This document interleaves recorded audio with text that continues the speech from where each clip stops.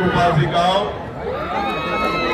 जहाँ इस मंच पर और नीचे भी आज इस आंदोलन इस संघर्ष को मजबूत करने के लिए और देश की राजधानी दिल्ली से ये पैगाम देने के लिए जितने भी हमारे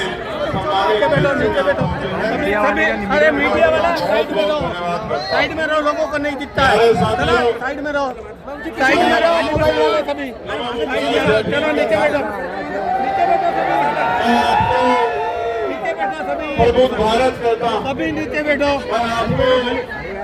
सभी बाबा साहब के सपनों को पूरा करने के लिए आपसे अपेक्षा करता हूँ।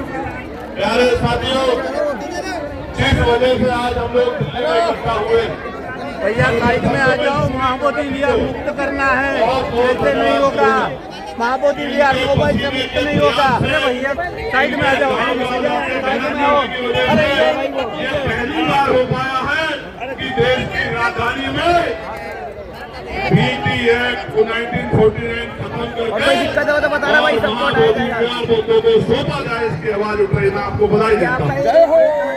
प्यारे साथियों, कोई नहीं, मैं ये कहा गया है कि जिनका राज नहीं होता उनका धम भी नहीं होता। आज अगर जिनके ऊपर जिम्मेदारी है धम के कार्य को आगे बढ़ाने की, अगर उन्हें आंदोलन में उतरना पड़ा है तो आप महसूस करके देखिए कि लड़ाई कहाँ खड़ी है। अगर लड़ाई मजबूती की तरफ नहीं खड़ी होती तो हमारे बनते जिनके ऊपर धम के प्रचार की जिम्मेदारी है, समाज का नेतृत्व करके समाज को सही रास्ते पर ले जाने की जिम्मेदारी है, आज उनको आंदोलन में नहीं आना पड़ता। आज देश भर से कहीं से थोड़े लोग, कहीं से ज्यादा लोग, लेकिन पूरे देश से लोग यहाँ पहुंचे हैं। और जब ये विषय मेरे सामने आया था तो पार्लियामेंट में मैंने पूरी जोर शोर से ये मसला उठाया था कि BT एक्ट खत्म करके बुद्धों को उनकी धरोहर सौंपनी होगी। आज नहीं तो कल बौद्धिक समाज जाग जाएगा और जिस दिन जाग जाएगा फैसला ले लेगा। वो दिन दूर नहीं है कि कोई हमसे हमारी धरोहर को छीन लेगा। आप महसूस करके देखो, दुनिया में सभी धर्मों के कई कई धार्मिक स्थान है, लेकिन बोध गया कोई दूसरी जगह नहीं हो सकती है। आपके अन्य धार्मिक स्थान कई कई है जिनकी पुष्टियां भी नहीं है, लेकिन बोध गया एक ही जगह है, और वो कहाँ है? बिहार में, गया में, जहाँ भगवान बुद्ध को ज्ञान प्राप्त हुआ। मैं आपको कहना चाहता हूँ बड़ी जिम्मेदारी से, कल भी पार्लियामेंट में मैंने ये मांग उठाई थी कि सरकार चेत जाए, सरकार समझ जाए, अब हम अपने धरोहर को बिल्कुल किसी भी कीमत पे अपने से दूर नहीं रहने देंगे। मैं आपका धन्यवाद करता हूँ।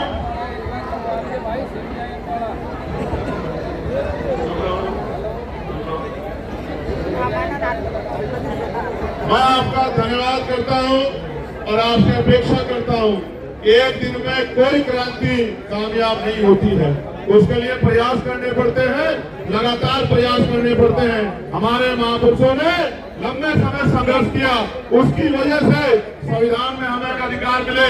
आज मेरी आपकी जिम्मेदारी है कि जब जब ये आंदोलन आगे बढ़े हम लोग इसमें पूरी ताकत से खड़े हों, क्योंकि अगर हम नहीं खड़े होंगे तो आंदोलन कैसे कामयाब होगा? आंदोलन सरों से कामयाब होता है। सरकारें लोकतंत्र में शक्ति से डरती है। शक्ति तभी आएगी जब आप और हम सर कंधे से कंधा मिला के, सर से सर मिला के आंदोलन में खड़े होंगे, तभी जाके शक्ति बढ़ेगी।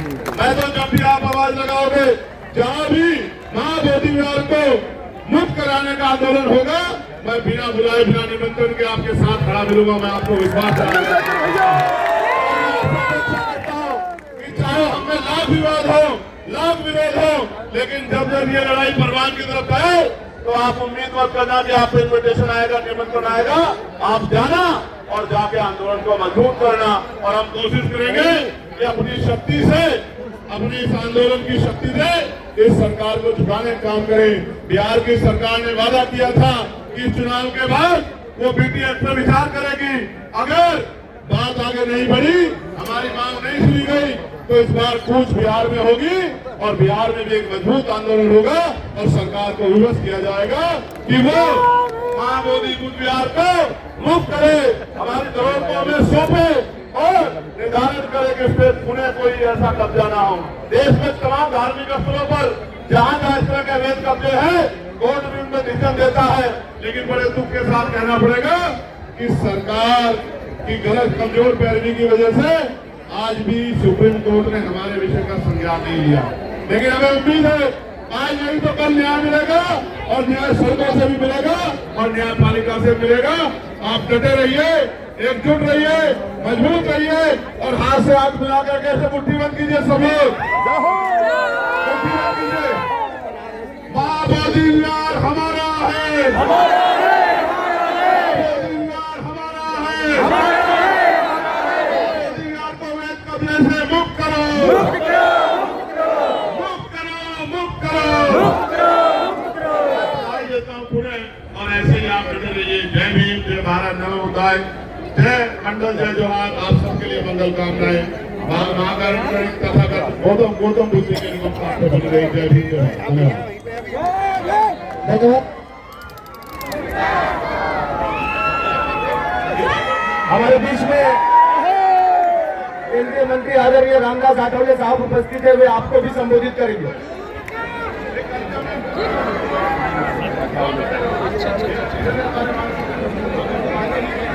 उपस्थित सभी हमारे बहनों, महाराष्ट्र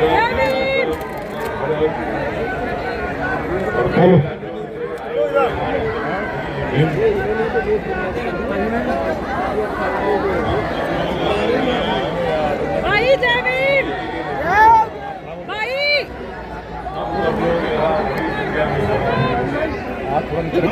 देखा कौन